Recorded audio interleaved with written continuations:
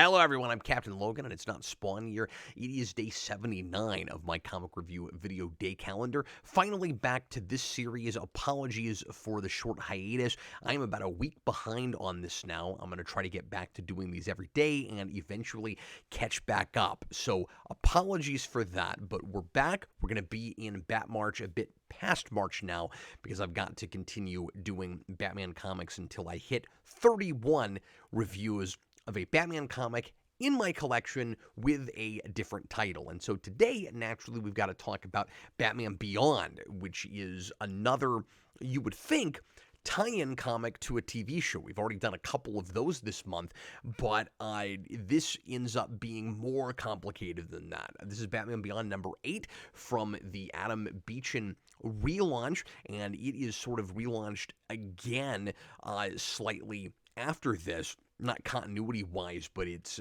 published in a different form, just as New 52 is starting with Batman Beyond, or I should say Beyond Unlimited, where you had 3 different books that were in one volume that would come out every month, and it was originally put out in digital. I never really cared for that. I complained about it back during that time, where you only got like 8-10 pages of story for each of those series, and Batman Beyond was really the only one I was caring for. You also had Superman Beyond, which was okay, and Justice Beyond, which I remember really not liking, and I don't think I bought every issue of that because I think I just kind of lost interest with it, and I wish that Beechen could have just continued with the book in the form that it was here. So this comes out in 2011, and this is about a year after I start buying new comics regularly, getting a pull list and talking about comics on a weekly basis, which I don't do anymore, but did for a good solid decade thereabouts. And so this was real early on when I started getting pretty heavily into not just reviewing comics, but also industry interviews. And Adam Beechen was one of my earliest, and it was a wonderful interview. I learned a lot about what was going on in the industry right then from him, and he was a real stand-up guy, went above and beyond, and helped me procure a few other interviews from folks working at DC right then, and I think that was also including Norm Brayfogle, who drew on the Beyond book that he did after this that I was talking about, the Beyond Unlimited book, and it was kind of an odd choice to put Brayfogle on, but it was really cool to see him come back. And I've talked about this before, but it was also really wonderful to talk to him. And I wish I had kept in touch with him and continued talking with him because he gave me his number and said, call me anytime. And I've always regretted that I never did that. He's passed away recently, which is really sad. But anyway, looking back at his work here is interesting. I haven't looked at this in probably a decade. I mean, at least, since really I talked to him probably. And I just wanted to give this book some exposure because I didn't feel like enough people were talking about it. It was awkward continuity-wise, as I kind of alluded to a minute ago, because most of what happens in the TV show counts, but it's also in regular DC continuity. It's sort of like Marvel 2099, where it's not in a different universe. It's ostensibly the future of the universe that you're reading already. And I like the idea maybe that ultimately even regular comic book Batman would get to Batman Beyond, but I would almost want to see it like reimagined to fit better with that continuity. And I guess this is sort of doing that, but it's not. I never thought about this before. It's almost like the Boom Power Rangers thing, where it's trying to have its cake and eat it too, where everything that happens in the show counts, except you've got to tweak it and sort of just imagine on your own that it happens somewhat differently. Because, for instance, and there are other examples, but you've got things like Barbara Gordon having never lost her legs and become Oracle in the cartoon show, but this is supposed to be in continuity with the Killing Joke version. And so I can't remember if Beechen did anything, in particular to make that match up. But you had things like that that are sort of awkward. And it would have been nice if this was either a straight up reimagining where we see, maybe start at the very beginning when Terry McGinnis breaks into the Batcave and steals the suit and becomes Batman.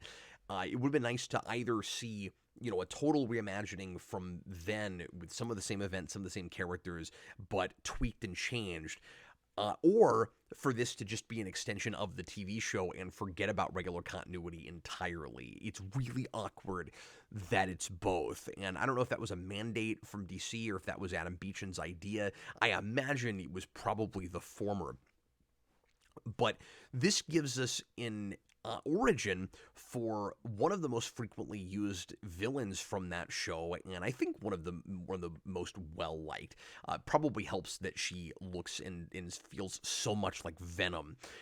She doesn't have a symbiote, but as you can see, just looking at this page, she is very liquidy, like Venom, has the same sort of color scheme, and it seems like something that maybe Todd McFarlane would have come up with. It's a real 90s kind of character, certainly, and is one of the things that always really appealed to me about Inque, just the look of it. It's sort of like if the Venom symbiote was off by itself and never had to merge with anybody, because, again, Inque doesn't have a symbiote. She is given a mutagen that changes her chemical composition, and she's constantly fighting losing her cohesion and constantly having to get her hands on more mutagen. And it's a little bit like an update to the Batman animated series Matt Hagen Clayface, where he's able to shapeshift and morph, and there's a lot of fun animation with that, and really ambitious, clearly difficult to do animation. And he is also, like Inque, having to get his hands on the stuff that made him the way he is in the first place, so that he doesn't lose himself and completely fall apart. But we have an origin for this very mysterious character that in the show we never really knew too much about her background, and it doesn't count with the Batman Beyond continuity, but now we have this, so you have to just kind of put it out of your mind if you read this and then you go watch the cartoon show, which I guess we do plenty of things like this with comics, where you'll get like supplemental material that's not really in continuity, but it might add to it really well, and it would be nice if it did. I heard when I reviewed early on this month a Batman the Animated Series issue about Talia al Ghul, a couple people left comments and said that that series was considered canon, and that anything that's like a sequel or adds to character origin and that kind of stuff actually counts, which is kind of cool and interesting if it's true, because that book is so well regarded and it probably deserves that. There are some things in various continuities, like Star Wars, etc., that technically count that maybe they shouldn't. Sometimes because they jump the shark, or sometimes because they feel kind of retconning and don't really fit very well, and sometimes just because they're not very good, and so you wish they didn't count, even though there's always plenty of not good canonical stuff with things, even on screen or whatever. But this is a horse of a different color because it isn't informing the TV show in the first place. It's kind of its own continuity. So, but with the regular DC Batman continuity again. So it's a little bit awkward. But Inque is apparently the villain who appears the most next to Blight in the show, who has a whole season arc in the first season, so he's in a lot of, if not all those episodes, I forget, and not always as Blight, sometimes just as Derek Powers, of course. Inque is in 4 episodes of the show total, and she also shows up in Justice League Unlimited. And what's kind of odd about her is, so she appears again the most times besides that big main Blight villain. And what's kind of odd is the second season is the longest. It has the most episodes, but that's the season she's not in. So like I said, she has a very mysterious kind of background, and all we really know about her is she's obsessed with money, and she's very good at using her powers, getting into places that you wouldn't think that a person would be able to get to. She is real scheming and conniving. She's always a bit ahead. She's got maybe even something of a seductive streak. Sometimes, if memory serves, it's been a long time since I've watched this show. I did a top 10 on Superhero Rewind years and years ago. And so I have seen this whole show, but it's been a real long time. And you knew that she had a daughter named Deanna, not to be confused with Deanna Troi in Star Trek, and that's the only place I've ever heard that name. When I was a kid, it always seemed like kind of an alien name to me, but it probably actually exists, and there are people named that even before Star Trek. I don't know. Or maybe she's named after Deanna Troi, and somebody working on animated series just really liked that show. And there's a lot of Star Trek alum in voice actors that I come in and out of that show. So I guess that's possible. I don't know the story with that. But we don't really know who the father of Deanna is. We know that her kid doesn't want anything to do with her, and that that Inque is supporting her from at arm's length. And all of that is in this origin, but it is, as the title suggests, darker than you ever imagined, or than you ever dreamed. And dreams are a big motif and theme with this issue. Characters who just get a run of bad luck. Life throws them a lot of lemons, and they're not able to make lemonade out of them, and they're trying to find some way to achieve their dreams and goals, and are never able to do that. And so this is all about trying to create a really sympathetic villain out of a character that always seemed maybe a little bit tragic. Maybe there was some real humanity in her, but the show always put a wall up and kept you at arm's length and didn't let you really know what she was all about. So this is Beechen's attempt at giving us that. And I think it's a little bit awkward. I think it's really successful for this continuity, but I don't know if it's what I would want for the cartoon show. I certainly don't mind it going to a kind of rough, dark place, because that show was always pushing those kinds of envelopes, and it had some real messed up ideas.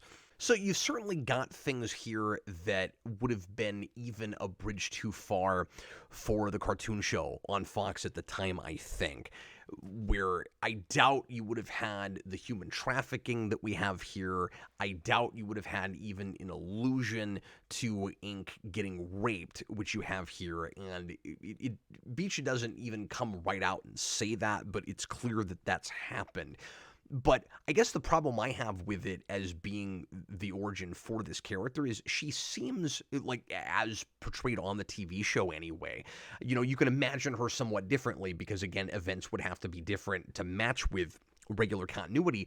But she seems not as tragic in the show as she's played here, and maybe she's just really good at putting on a brave face and having a lot of fun with using her powers, but she seems to get off on the way she breaks the law in the show in a way that I don't feel like this character possibly could. Like, she's almost too sympathetic. I feel like Beechen almost overcompensates for just how kind of maybe two-dimensional or just like she is in the show. I hesitate saying it that way because, again, she always played like we just didn't know a lot about her. Not necessarily that there was nothing behind her eyes, that she was just a total blank slate, but she seems like a more playful character than the woman with this backstory could possibly be. So I'll break this down real quick. It's pretty simple. The idea is that Inque is after this trigger device that is supposed to allow you to use any kind of weapon that you connect it to initially with from anywhere, like with any kind of range. So if like if you put it up against something, and then this device now knows about the weapon you want to use, you can press that button and you can use it anywhere in the world. So this is, of course, kind of a doomsday device sort of plot. And she's trying to sell it to someone who can give her more of the mutagen that she needs. And there's this kind of cryptic, ambiguous revelation at the end where she is using it to heal herself again, but then she also goes to Deanna, who is sick, and injects her with it. And we're not told flat out what exactly is wrong with Deanna, but the assumption I have to make is that she has an illness that she's gotten from her mother because her mother was experimented on and was Inque already when she was born. And so I don't know if the implication is, I'm getting ahead of myself, but I don't know if the implication is supposed to be that the daughter, that Deanna is also like Inquified and can shapeshift too, and we just never see her do it, or if she is like losing her molecular cohesion also, and I also wonder if somehow injecting her gives her Inque's memories, because Inque is narrating to her daughter this whole way through and basically saying, if only you understood, like at first I thought she's talking to Batman, but she's actually talking to her daughter. If only you understood what I went through and how hard I've worked to give you, make sacrifices and give you the best life possible, you would sympathize with me more, and you would, you'd understand me maybe. And she basically says, please don't think of me as a monster.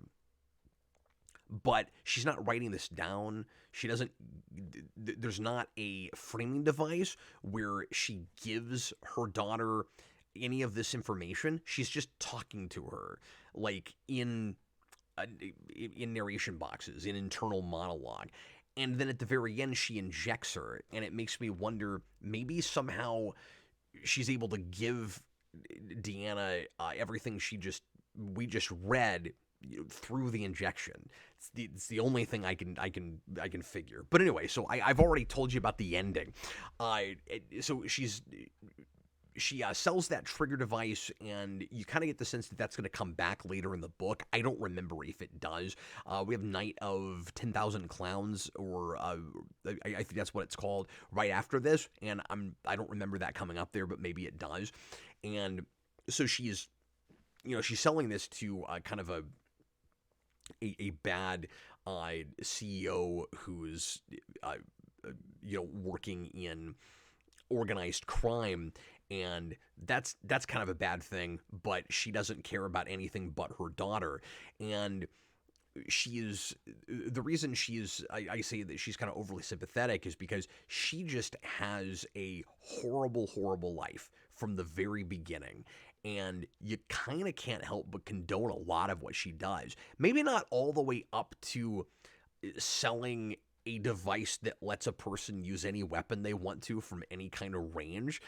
Maybe that's going a little bit too far. Up to that point, though, I'm kind of okay with almost everything she does. Like with all the theft and everything, which I usually wouldn't say with a supervillain, of course, but I kind of don't know what else she's supposed to do. She's given such a raw deal. She escapes from, she keeps saying my country. We don't even know where she comes from. She escapes from some ambiguous country that she was born into that has a civil war. And then she ends up getting sold into, as far as I can tell, some kind of sex slavery. And again, there's a lot of kind of nuanced language where Beechen, I think, wants kids to be able to read this because it's based on a cartoon series, but he is making it very clear to the adults reading just how messed up and awful some of this is.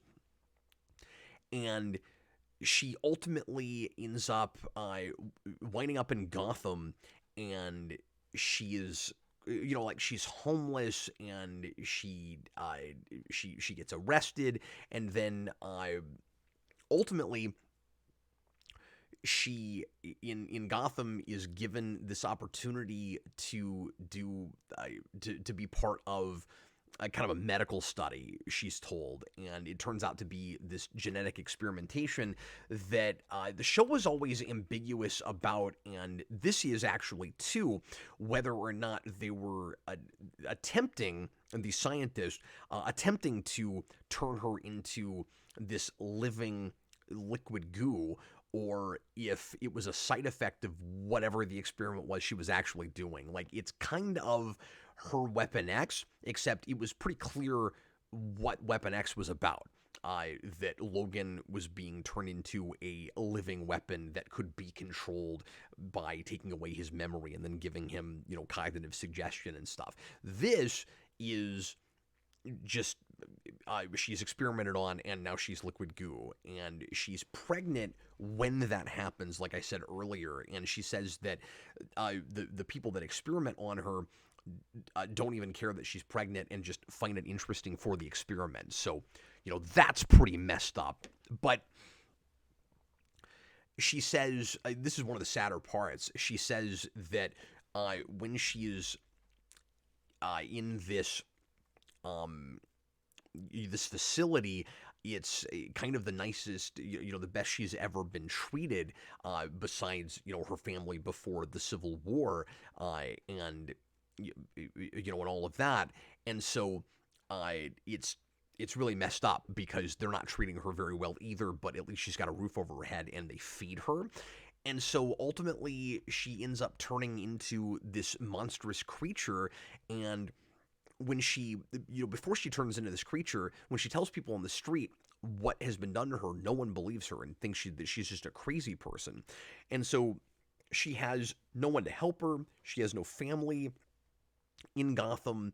And then she turns into this monster, and it allows her to kind of make a life for herself where she's able to steal to survive. And I guess you could say once she can be once she's a shapeshifter, maybe she could make herself look any way she wants to, and she could find some somewhat more legitimate way to make money. But like, I still don't really know what else she would do, because beyond some kind of identity theft or something, just because you could shapeshift doesn't mean that you could immediately get a good job or something. I don't know what else she would do. She has nothing but the raw end of the stick. And then her daughter hates her because she finds out about her existence and that she is this thief and that she just steals to survive. And I don't really understand why the daughter isn't more sympathetic, because when I learned about this this whole backstory, and yeah, it reads like kind of a sob story, but I'm like, yeah, her life was awful. Like, I don't know how she doesn't just live life on her own terms.